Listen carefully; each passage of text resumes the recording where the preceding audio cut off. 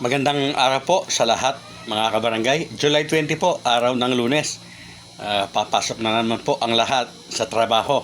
Lahat na may trabaho.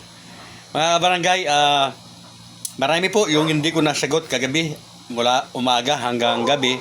Sa mga nagtatanong, nag-PPM, tumatawag.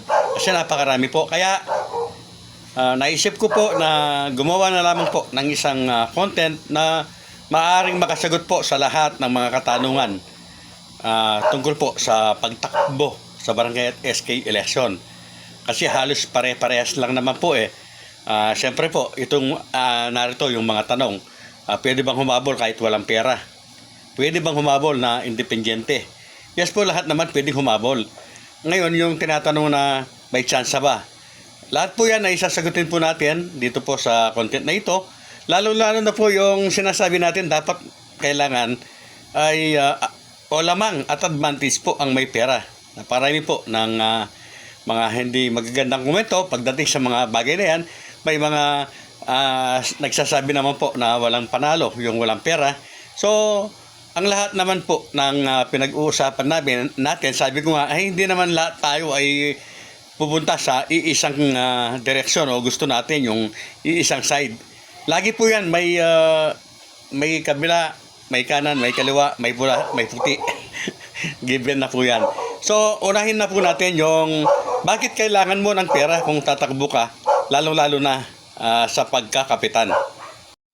Opo, kung kapitan po ang inyong tatakbuhin, ay talagang nangangailangan po kayo ng pera. Hindi naman yung sobra-sobra na pambayad, pambili ng boto. Hindi po, lalagay po tayo sa legal. Yes po, legal na gastusin po sa pagtakbo mo bilang kapitan. Dahil yung mga kagawad mo po, kaya sumasama sa iyo yan, ay nakadepende din sa iyo.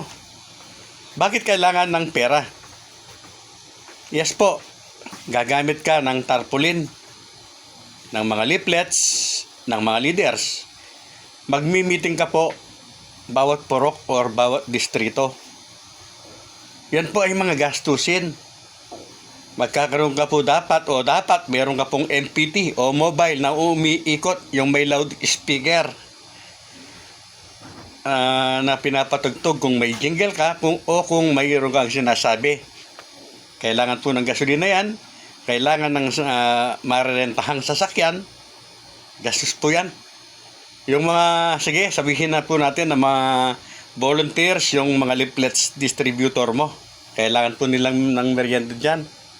Pagkain, gastos po yan. Pagdating po ng halalan, kailangan mo po ng watchers. Yes po, lalong-lalo na po doon sa mga maraming butante, maraming presinto.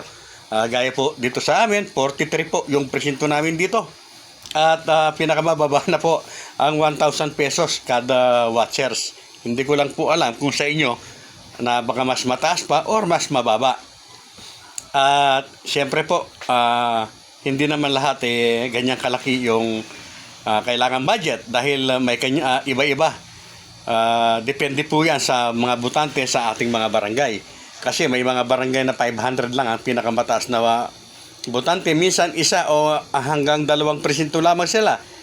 So, bagamat kailangan ng gastusin o pera, siyempre depende yung laki ng gagastusin mo ang laki ng gagastusin po natin ay nakadepende po sa ating barangay. Political machinery na lagi pong tinatawanan ng ilang mga magagaling at nagmamagaling.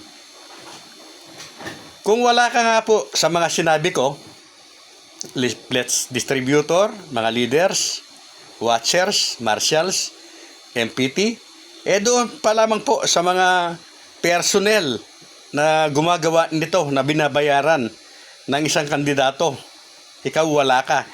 Advantage na siya dahil meron na siya mga tao na siguradong boto niya. Hahabulin mo pa yon.